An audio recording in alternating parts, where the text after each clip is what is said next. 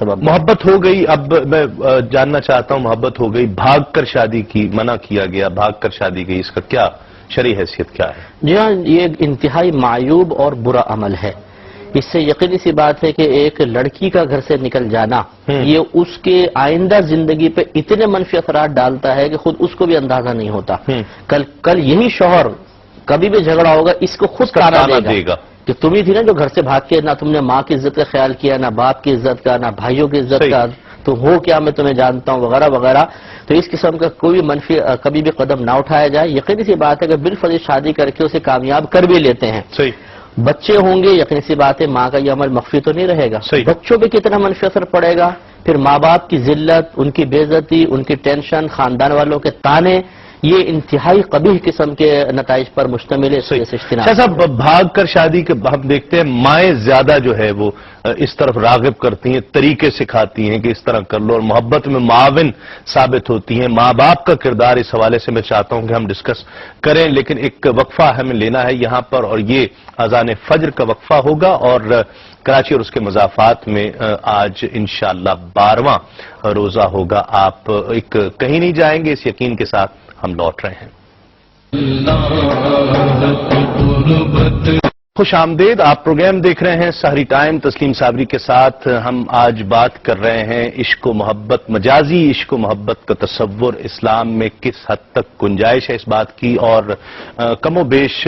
بہت ساری چیزوں پر گفتگو ہوئی۔ یقیناً اس مختصر سے وقت میں ہر چیز پر ڈسکشن ممکن نہیں ہوتی ہے، اور کر بھی نہیں پاتے۔ آپ کے سوالات بھی ہوتے ہیں، ان کے جوابات بھی شامل کرنے ہوں گے، جو باقی سوالات ہیں ان کے بھی جوابات دیں گے۔ شاہ صاحب سے ہم سوال کر رہے تھے کہ وہ ماں باپ جو خود اپنی بچی کو اس چیز میں معاونت کرتے ہیں، اور وہ ماں باپ کا کردار اس میں کس طرح کا دیکھ رہے ہیں؟ جی شاہ صاحب، دیکھیے، پہلی بات تو خلاص میں یہ کہ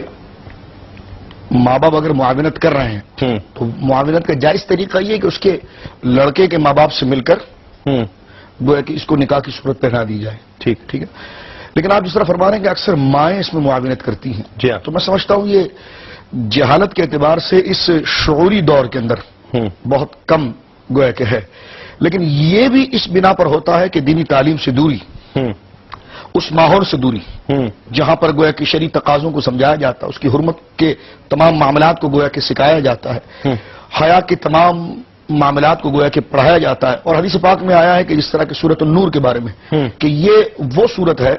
کہ جو گھر میں خواتین کو پڑھائی جائے، خواتین اس کو پڑھیں۔ اس میں اللہ رب العالمین نے تربیت اولاد، والدین کے حقوق، عفت و پارسائی، چادر و چار دیواری کے تمام تقاضوں کو گویا کہ یہاں پر بیان فرمایا۔ یقین اگر ماں جو ہے وہ بچی کی گویا کہ اس جذباتی فیصلے کے اندر آ جاتی ہے تو وہ ماں ہے۔ ماں تو ایک بہت بردبار کردار کا نام ہے،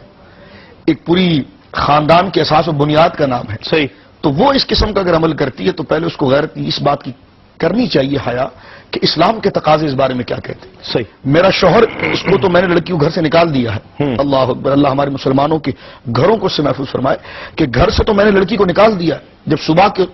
کا سویرا ہوگا اور روشنی ہوگی تو میں شوہر کو کیا جواب دوں گی، اس کی عزت کا کیا ہوگا، معاشرہ کیا کہے گا، اور میں نے اپنے ہاتھ سے اپنی بچی کا مستقبل تباہ کر دیا، کل کو یہ بھاگ گئی، جس طرح قبلہ مفتی صاحب نے اس کے نتیجے بیان کیے ہیں، بھاگ گئی اور وہاں سے اس کو طلاق ہو گئی، وہ شخص نے جناب جو ہے کہ وہ اپنے ایک وقت گزارنے کے بعد اسے چھوڑ دیا، اب وہ لڑکی دوبارہ گھر آئی، کیا وہ اس معاشرے میں، اس محلے میں رہ سکے گی؟